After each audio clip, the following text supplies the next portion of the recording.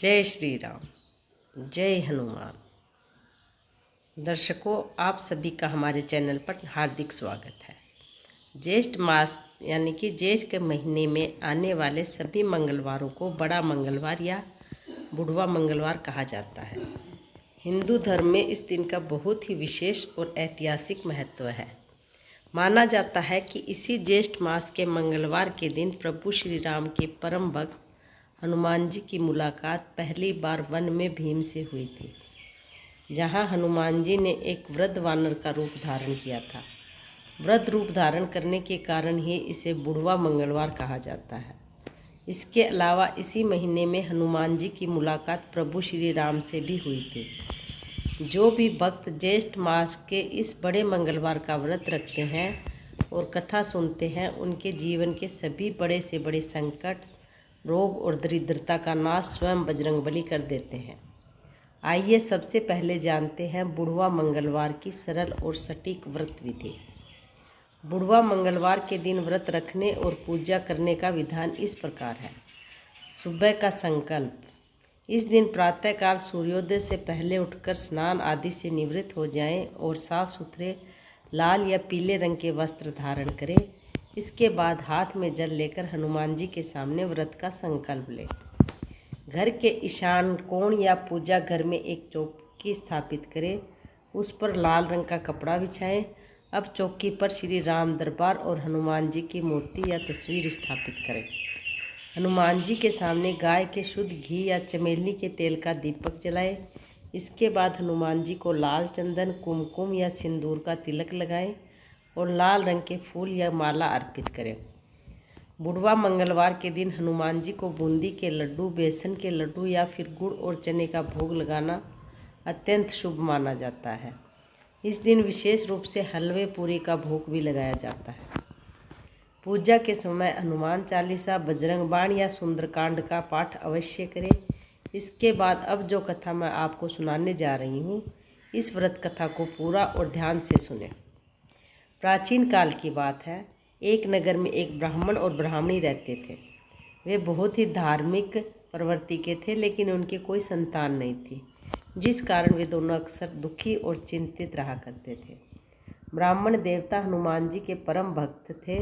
वह प्रत्येक मंगलवार को नियम पूर्वक वन में जाकर हनुमान जी की पूजा अर्चना करते थे और वहीं बैठकर प्रभु का ध्यान लगाते थे। वह हनुमान जी से एक पुत्र प्राप्ति की कामना करते। इधर ब्राह्मणी भी घर पर रहकर मंगलवार का व्रत पूरी निष्ठा के साथ किया करती थी। वह मंगलवार के दिन हनुमान जी को भोग लगाने के बाद ही स्वयं भोजन ग्रहण करती। एक बात की बात है, किसी विशेष कारण ब्राह्मणी मंगलवार के दिन हनुमान जी को भोग नहीं लगा सकी और न ही उसने खुद भोजन किया। उसने प्रतिज्ञा की कि वह अपने अगले मंगलवार को हनुमान जी को भोग लगाकर ही अन्न का दाना मुँह में डालेगी।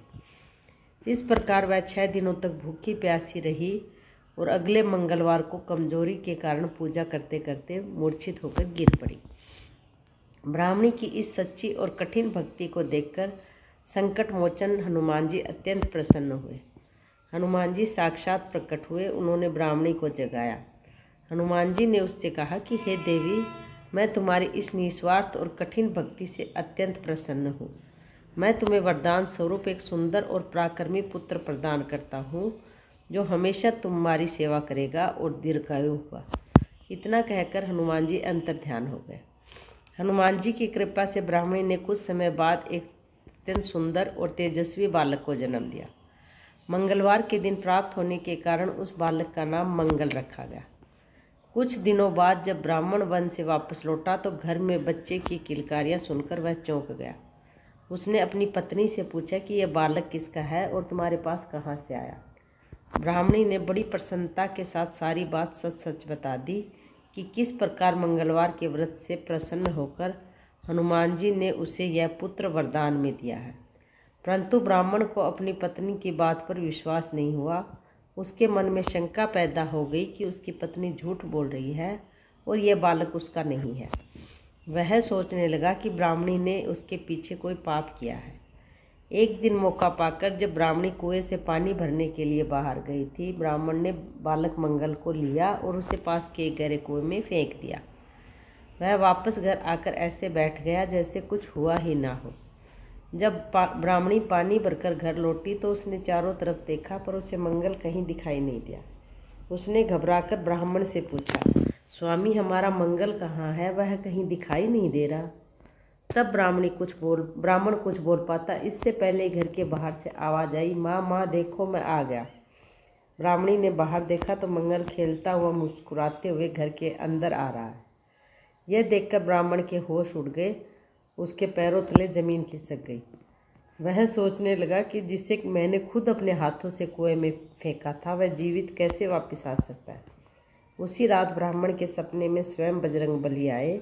हनुमान जी ने क्रोधित स्वर में कहा कि हे ब्राह्मण, तो अपनी पत्नी पर व्यर्थ ही संदेह कर रहा है। वह अत्यंत पतिव्रता और मेरी परम भक्त है। यह मंगल किसी और का नहीं बल्कि मेरी ही कृपा से तुम दोनों को प्राप्त हुआ है। मैंने ही कुएं में इसके प्राणों की रक्षा की है। सुबह उठते ही ब्राह्मण को अपनी भूल का एहसास हुआ। वह रोता हुआ अपनी पत्नी के पास गया और उसने अपनी पूरी गलती स्वीकार कर ली।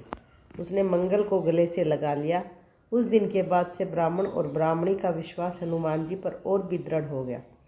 वे दोनों हर जेठ मास के बड़े मंगलवार को और वर्ष के सभी मंगलवारों को पूरी विधि विधान से व्रत रखने लगे। हनुमान जी की कृपा से उनका घर धन धान्य सुख समृद्धि और खुशियों से भर गया और अंत में वे उत्तम लोक को सिधारे। कथा समाप्त होने के बाद कपूर जलाकर हनुमान जी की यह आरती अवश्य गाए।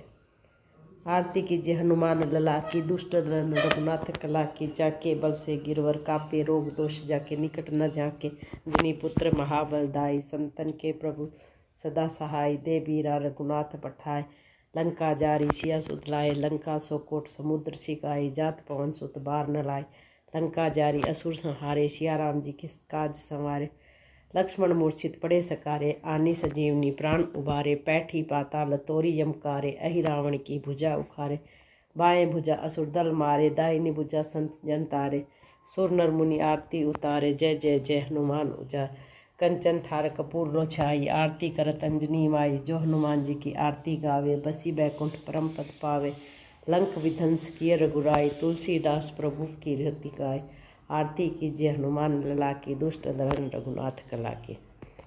आरती के बाद हनुमान जी को साष्टांग प्रणाम करें, अनजाने में हुई भूल चूक के लिए क्षमा मांगे और सभी में प्रसाद वितरित कर दें। दर्शकों, यह थी जेठ मास के बुढ़वा मंगलवार की पावन व्रत कथा और विधि। आशा करते हैं कि हनुमान जी की कृपा आप सभी पर हमेशा बनी रहेगी।